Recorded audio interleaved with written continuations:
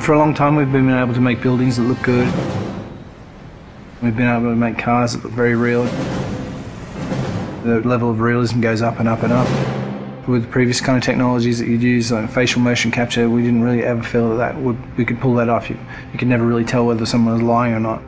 With this technology, what you see is what you get. I'm always happy to help the LAPD.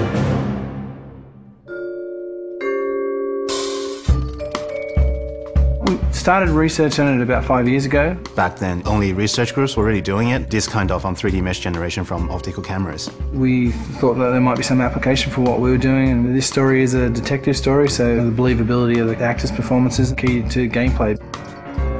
That's one of the key strengths of our system. We can actually see all the subtle features that animation traditional ones just can't do.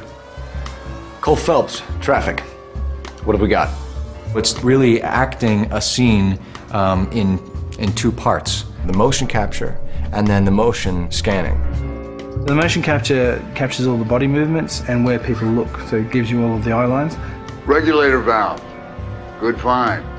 Then we'd move over to this studio where an actor would typically go into makeup in the morning and then they'd have their hair done in a 1940s hairstyle.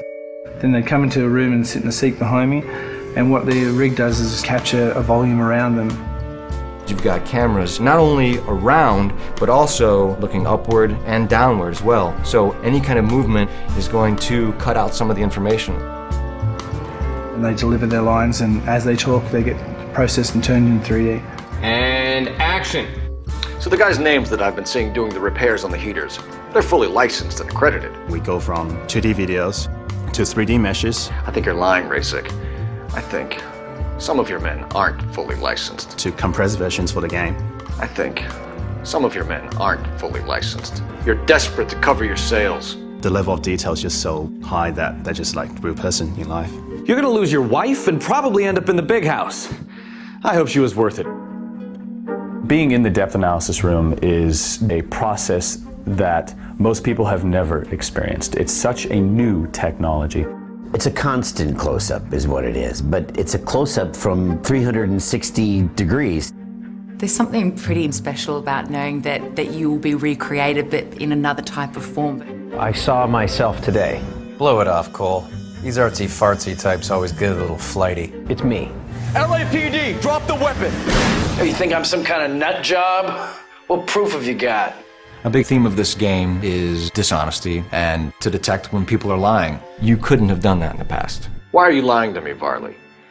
The better you are at reading people, the more things it'll reveal, and the story goes different ways if you do that. The only way you're going to get rid of me is to give me an answer. You're out of your depth here, detective, and you're asking the wrong questions of the wrong people. Having this realism really helps. You're literally talking to that person and then seeing how they behave by asking questions.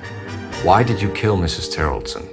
I have no recollection of the people I have killed. So what if I took a look around that car? You can't be accusing me of nothing. You've got the wrong guy.